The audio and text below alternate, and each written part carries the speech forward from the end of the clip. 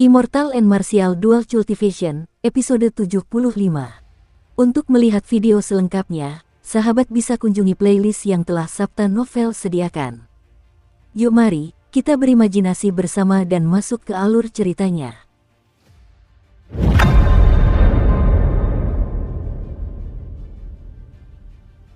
Namun, hal itu berbeda bagi jiwanya. Dalam 1000 tahun terakhir, Raja Serigala Surgawi tidak memiliki hal lain yang lebih baik untuk dilakukan sehingga ia telah melatih kekuatan jiwanya. Xiao Chen tidak mau repot-repot memikirkan semua itu. Saat ini dia sedang sibuk berusaha sekuat tenaga untuk menghancurkan jejak Raja Mayat. Indra spiritualnya berubah menjadi 10.000 anak panah dan ditembakkan ke sangkar di dantiannya. Selama seuntai saja indra spiritual masuk ke sana, dia bisa terhubung dengan roh bela diri naga Azure. Dia yakin bisa mengatasi situasi dari dalam dan menghancurkan jejak Raja Mayat sepenuhnya. Gua hitam itu berputar perlahan. Raja Mayat yang duduk di dalam sangkar sejak awal menyapu tempat itu dengan tatapannya. Semua anak panah yang dibuat dari indera spiritualnya lenyap sepenuhnya. Xiao Chen tidak menyerah, dia sedang mencari kesempatan. Indera spiritualnya sedang bermain petak umpet dengan Raja Mayat. Sementara itu, pengawas Li melihat situasi di dalam gua dan memperlihatkan senyum gila. Dia mengendalikan Raja Mayat dan menyerbu Ye Wen dengan 10 Raja Mayat. Momentum mereka luar biasa. Para pendekar pedang dari kamp pedang ilahi yang tersisa bergegas mendekat dan pertempuran berubah menjadi kacau. Pasir beterbangan, batu-batu bergulingan, dan angin bertiup kencang. Suasana kembali mencekam. Di sisi lain, di antara 12 tetua agung paviliun pedang surgawi, orang dengan kultivasi tertinggi adalah Shen Manjun. Dia berkata, tidak perlu khawatir, dia tidak dapat mengeluarkan kekuatan senjata ilahi. Kerusakan yang diterima jiwanya bahkan lebih besar dari yang kita duga. Seorang pria tua di sampingnya menimpali, benar. Mari kita terus menyerang, masih ada peluang. Raja Serigala Surgawi tertawa dingin dan menggunakan sebagian kekuatannya untuk merobek kotak kayu itu. Kalau begitu, izinkan aku mengeluarkan senjata ilahi ini yang tak seorang pun bisa menggunakannya.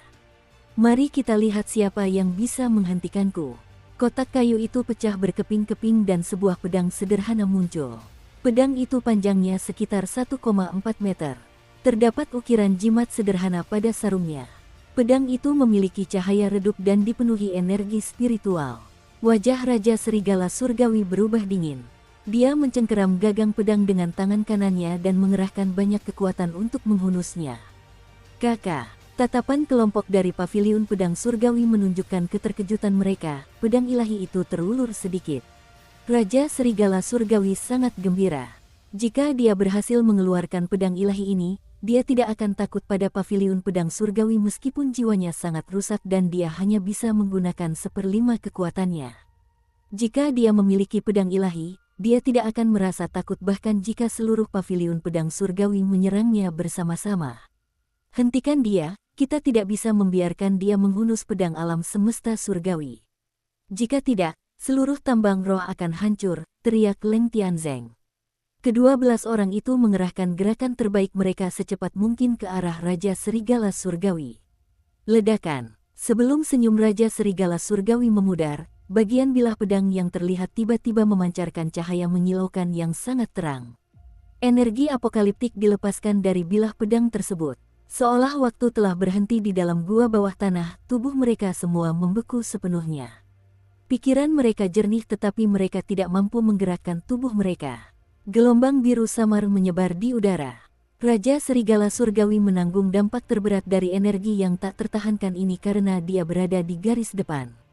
Terlepas dari kekuatannya, dia langsung terlempar ke belakang. Dia memuntahkan seteguk darah setelah mendarat di tanah. Energi pedang ilahi mengalir ke tubuhnya, menghasilkan suara pilih pala. Tubuhnya terus berguling di tanah. Setelah beberapa saat, ia kembali berubah menjadi serigala perak raksasa setinggi 50 meter. Tak seorang pun bisa menduga hasil seperti itu. Raja Serigala Surgawi yang sangat arogan itu justru terpental kembali ke wujud aslinya akibat riak yang dipancarkan oleh pedang ilahi. Jika senjata ilahi itu dikeluarkan dari sarungnya, betapa dahsyatnya kekuatannya. Setelah pedang alam semesta surgawi memancarkan cahaya yang sangat terang, bagian pedang yang terhunus segera menyarungkan dirinya dan melayang tenang di udara. Energi mengerikan itu pun lenyap seketika. Sial, sial, sial. Pecahan-pecahan kotak kayu itu dengan cepat terbang ke langit, menyatu kembali, dan menyimpan pedang alam semesta surgawi di dalamnya. Aura senjata ilahi itu langsung lenyap. Tubuh mereka semua kembali normal. Sen Manjun mengulurkan tangannya dan kotak kayu itu kembali ke tangannya. Dia melirik Raja Serigala Surgawi di tanah dan berkata tanpa ekspresi, "Aku lupa, senjata ilahi ditempa di zaman kuno dengan tujuan untuk memusnahkan ras iblis.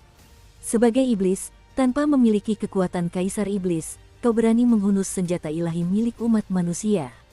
Kau terlalu percaya diri, tak perlu dipedulikan, dia telah merasakan dampak buruk dari senjata ilahi itu. Dia tidak akan bisa menggunakan kekuatannya untuk jangka waktu tertentu." Leng Tianzeng mengangguk dan berkata, "Mari kita tangani dulu para anggota Sekte Mayat Berlari. Kemudian kita bisa kembali dan membahas bagaimana menghadapi binatang buas ini." Dengan campur tangan 12 tetua tertinggi Paviliun Pedang Surgawi, Sekte Mayat Berlari kehilangan semua kemampuan mereka untuk melawan. Mereka tidak mampu berbuat apapun karena mereka dipukul mundur.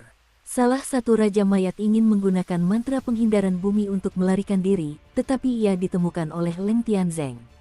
Leng Tianzeng mendengus dan menghentakkan kakinya ke tanah. Tanah beriak seperti permukaan air dan Raja Mayat itu terlempar keluar. Musinya memanfaatkan kekacauan itu untuk menyelinap ke sisi Raja Serigala Surgawi. Orang-orang dari Paviliun Pedang Surgawi sedang terlibat dalam pertempuran yang kacau. Mereka tidak menyadari sosok mungil musinya yang tersembunyi di balik tubuh besar Raja Serigala Surgawi. Leluhur bijak, apakah kau baik-baik saja?" Musinya menyembunyikan dirinya di dekat telinga Raja Serigala Langit dan memanggil dengan cemas.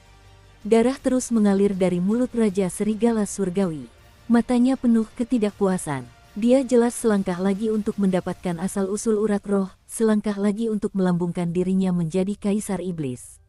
Dia akan menjadi orang pertama dalam ribuan tahun yang memimpin ras Serigala Surgawi untuk mendominasi negeri ini, untuk mengangkat seluruh ras iblis ke tampuk kekuasaan.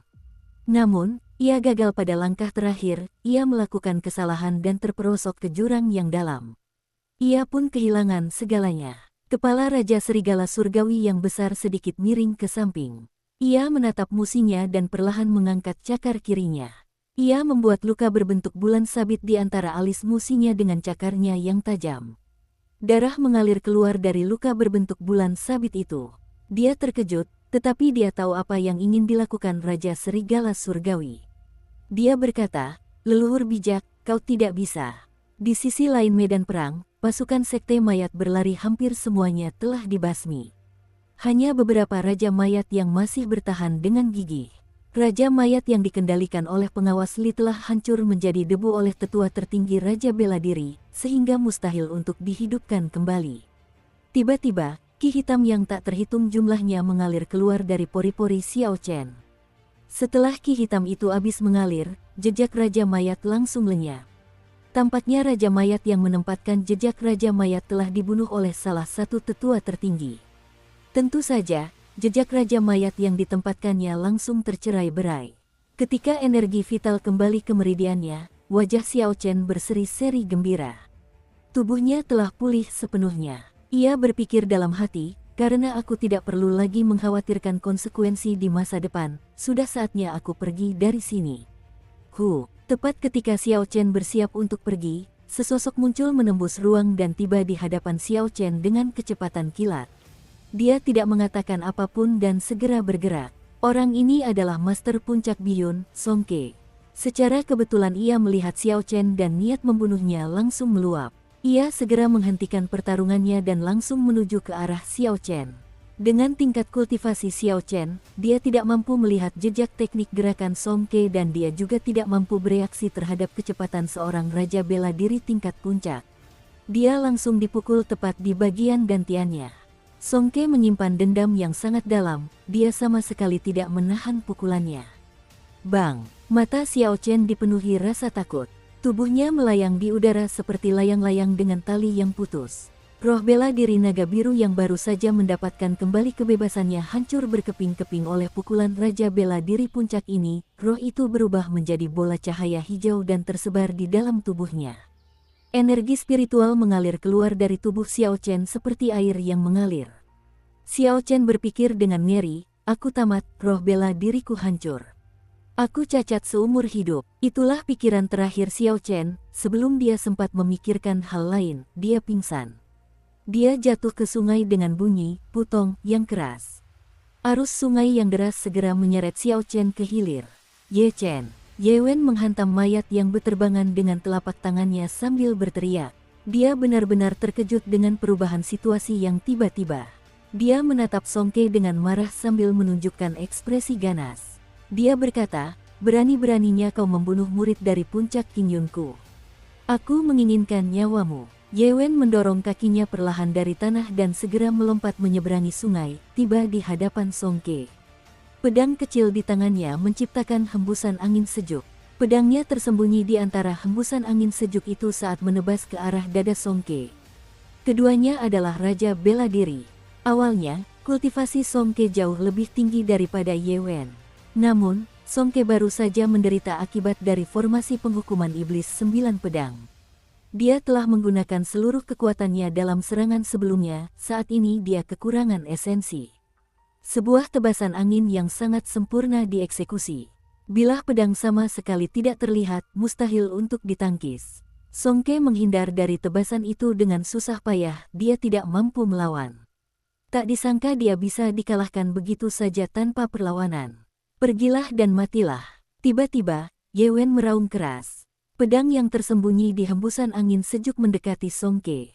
Pedang itu dengan cepat mulai berputar, itu adalah teknik rahasia puncak King Yun lainnya, tebasan angin mendalam. Song Ke mengira serangan ini adalah tebasan angin jernih dan lengah. Pedang yang berputar itu menyebabkan banyak arus udara, gerakannya sangat cepat. Pada jarak sedekat itu, mustahil untuk menghindar. Sialan, aku terlalu ceroboh. Aku membiarkan dia melakukan serangan angin mendalam dari jarak sedekat itu. Song Ke merasa sangat kesal. Sebenarnya, dia tidak menyangka Ye Wen akan mencoba membunuh seorang master puncak hanya karena Xiao Chen. Dukung terus channel YouTube Sabta Novel. Meskipun Song Ke sudah melemparkan dirinya ke belakang dengan sangat cepat, serangan angin mendalam itu terlalu cepat, Song Ke tidak mampu menghindarinya.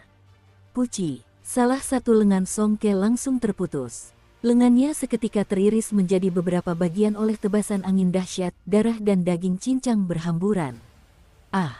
Song Ke berteriak kesakitan. Ia melihat lengan kirinya yang hancur dan menunjukkan ekspresi ngeri. Ia tidak percaya dengan apa yang dilihatnya. Mati! Ye Wen berbalik dan memberikan tendangan berputar ke arah Song Ke yang lengah.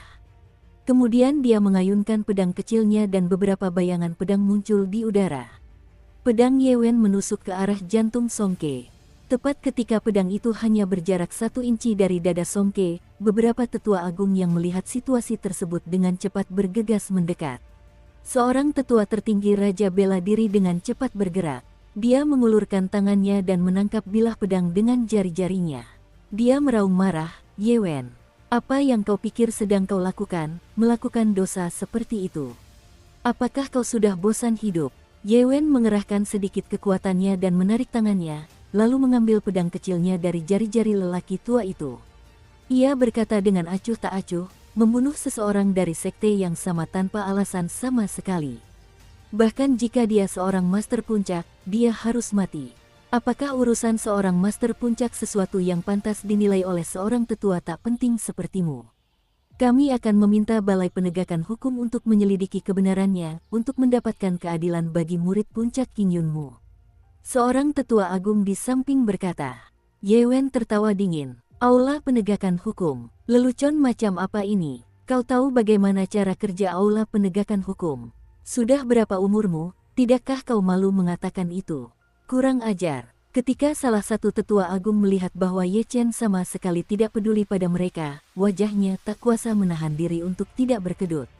Ia tak tahan untuk tidak melayangkan pukulan telapak tangan ke arah Ye Chen. Seorang kultivator Raja Bela Diri mulai memahami hukum ruang. Meskipun serangan telapak tangan ini adalah serangan telapak tangan biasa, Serangan ini menjadi luar biasa setelah hukum ruang diterapkan. Serangan ini sangat misterius. Telapak tangan itu jelas mengarah ke dada Ye Wen. Namun, tepat ketika Ye Wen bersiap untuk bergerak menangkisnya, telapak tangan itu tiba-tiba menghilang dan berubah menjadi serangan ke sisi tubuhnya. Ledakan. Perbedaan tingkat kultivasi terlalu besar, meskipun Ye Wen adalah raja bela diri tingkat menengah, pukulan telapak tangan biasa ini membuatnya terpental ke belakang. Dia muntah darah dalam jumlah besar dan jatuh tersungkur ke tanah. Akhirnya, Sen Manjun melompat ke udara setelah dia melenyapkan semua raja mayat dari sekte mayat berlari. Kemudian dia berjalan perlahan, seolah-olah sedang berjalan santai, dia langsung tiba di hadapan kelompok itu. Semua orang terkejut melihat tangannya yang seputih bunga lili menghantam ke arah dua orang yang menopang Song Ke. Sebuah telapak tangan tak berbentuk menghantam tubuh Song Ke dengan bunyi keras. Tubuh Song Ke seketika terlempar menjauh dari tumpuan kedua orang tersebut. Huang Dang. Song Ke terus berguling mundur, hingga mencapai tepi sungai bawah tanah. Ia berada dalam keadaan yang sangat menyedihkan. Ia naik ke atas dan bertanya, "Bibi Sen, kenapa?" Kedua tetua agung yang sebelumnya menegur Ye Wen tidak berani berkata apa-apa ketika Sen Manjun bergerak. Di tempat ini, Sen Manjun adalah yang paling senior dan terkuat. Jika dilihat sekilas, jelas sekali dia sangat marah. Sebaik apapun hubungan mereka dengan Song Ke, mereka tidak berani memberikan nasihat apapun. Mereka hanya bisa menyesali nasib sial Song Ke. Sen Manjun mendengus dingin dan wanita itu mengabaikannya dengan wajah sedingin es. Dia perlahan berjalan ke tepi sungai bawah tanah dan mengerutkan kening sambil memandang air yang bergejolak. Tiba-tiba, Sen Manjun berteriak. Energi mengalir keluar dari seluruh tubuhnya dan pakaiannya berkibar tanpa henti. Auranya terus meningkat sementara angin bertiup kencang dan bersiul tanpa henti. Pada saat ini, dia dengan keras melayangkan pukulan telapak tangan ke tepi sungai. Kekuatan itu mengalir melalui seluruh sungai di dalam gua, ratusan meter air. Sungai yang deras itu bergejolak dan terlempar ke udara. Tidak setetes air pun tersisa di sungai dan semua ikan yang tadinya ada di sungai berjatuhan dari udara terus-menerus. Tatapan Sen Manjun menyapu tempat yang dulunya adalah sungai. Namun, dia sama sekali tidak melihat Xiao Chen. Air yang bergejolak telah menyeret tubuhnya ke tempat yang tidak diketahui. Dia menghela napas dan melambaikan tangannya. Air di udara langsung jatuh kembali dengan suara dentuman keras. Inilah kekuatan seorang raja bela diri tingkat puncak. Dengan lambaian santai, dia bisa menyebabkan sungai bergelombang dan mengalir mundur. Sen Manjun berdiri di tepi sungai dan bergumam sendiri untuk waktu yang lama sebelum dia pergi. Tepat ketika kerumunan orang hendak menghela napas lega melihat Sen Manjun mendingin, tubuh besar Raja Serigala Surgawi mengeluarkan suara keras yang menggema di seluruh gua. Kerumunan mengalihkan pandangan mereka, tetapi mereka hanya melihat musinya melayang di udara dengan tenang. Matanya terpejam dan rambut serta pakaian peraknya berkibar tertiup angin. Ada bulan sabit perak di tengah alisnya yang memancarkan riak halus seperti cermin. Itu buruk, Raja Serigala Langit mewariskan kekuatannya kepada gadis itu, kata Leng Tianzeng dengan lantang. Salah satu tetua agung di samping berkata dengan suara serak, kita semua teralihkan oleh apa yang terjadi di sini dan tidak memperhatikan Raja Serigala Surgawi. Tepat setelah tetua agung itu menyelesaikan kata-katanya, kelompok itu menatap Song Ke yang bertangan satu dengan agak penuh kebencian. Jika dia tidak menyerang dan membunuh Xiao Chen, keadaan tidak akan menjadi serumit ini. Jika tidak, bagaimana mungkin Raja Serigala Surgawi dapat mewariskan kekuatannya kepada musinya di bawah pengawasan mereka? Setelah kekuatannya diwariskan, mustahil bagi mereka untuk mengambilnya kembali dari musinya. Hal ini disebabkan oleh tingkat kultivasi musinya saat ini, dia belum mencapai tahap memadatkan inti bijak. Jika mereka membunuhnya, kekuatan Raja Serigala Surgawi yang diwarisinya akan tercerai-berai. Terlebih lagi, hal yang lebih mengerikan adalah begitu gadis ini meninggal, kultivasi Raja Serigala Surgawi selama 1000 tahun akan meledak, seluruh gua akan runtuh. Kecuali beberapa orang yang dapat selamat dari ledakan tersebut tanpa masalah, sebagian besar akan tewas dan orang lain tidak akan dapat melarikan diri. Meskipun mereka merasa sangat marah, mereka tidak dapat berbuat apa-apa. Sungguh menjijikkan, Sen Manjun memarahi sambil melayangkan serangan telapak tangan ke arah Song Ke. Serangan telapak tangannya sangat cepat dan seketika menghantam Songke hingga jatuh ke sungai bawah tanah. Hingga saat ini, ia telah hidup selama hampir 300 tahun. Meskipun saat ini ia tidak menunjukkan tanda-tanda akan meninggal, ia tidak dapat menjamin kapan hal itu akan terjadi. Hanya dengan memasuki alam para bijak, mereka bisa merasa yakin. Namun, hal ini telah dirusak oleh Songke. Song Manjun membenci kenyataan bahwa dia tidak bisa menghancurkannya sampai mati dengan pukulan telapak tangan itu. Catatan, memasuki alam para bijak kemungkinan berarti menjadi bijak bela diri. Pada titik tertentu dalam cerita, penulis mulai menyebut bijak bela diri dan kaisar bela diri sebagai bijak orang suci dan kaisar agung. Songke yang bertangan satu berjuang di dalam air. Inti dari raja bela diri yang menyedihkan ini menjadi kacau ketika dia terkena pukulan telapak tangan. Setelah menelan beberapa teguk air, dia berhasil kembali ke pantai dengan susah payah. Musinya tiba-tiba membuka matanya dan cahaya terang memancar dari mata peraknya. Dia menatap tajam orang-orang yang hadir. Paviliun pedang surgawi, sebaiknya kalian jangan main-main dengan tubuh leluhur bijakku. Aku akan kembali. Setelah berbicara, dia melemparkan sepotong giok. Giok itu berubah menjadi bola api dan terbang ke telapak kakinya. Setelah itu, dia perlahan terbakar dalam kobaran api yang dahsyat dan menghilang dari gua bawah tanah. Jimat api ilahi. Benda seperti itu masih ada. Ekspresi wajah tetua agung semakin putus asa ketika melihat potongan giok yang dilemparkan musinya. Jimat api ilahi adalah harta rahasia tipe transportasi. Setelah membakar pemiliknya, jimat ini akan mengirim mereka ribuan kilometer jauhnya sebelum lenyap tanpa jejak. Menurut desas-desus, metode pemurnian jimat semacam ini dilestarikan di negara Jin Agung. Namun, harganya sangat mahal. Setiap jimat membutuhkan 2000 batu roh tingkat rendah. Selain itu, jimat ini hanya dapat digunakan sekali. Setiap kali digunakan, itu setara dengan membakar 2000 batu roh tingkat rendah. Meskipun mahal, itu tidak sebanding dengan nyawa seseorang. Awalnya, beberapa dari mereka berencana untuk mengurung musinya sampai dia sepenuhnya menyerap kekuatan Raja Serigala Surgawi. Ketika dia memadatkan inti bijak, mereka akan mengekstraknya saat itu juga. Meskipun membutuhkan lebih banyak waktu, masih ada harapan. Ketika musinya menggunakan jimat api ilahi, semua harapan mereka benar-benar sirna. Seorang tetua agung menghela napas. 100 tahun usaha telah sia-sia.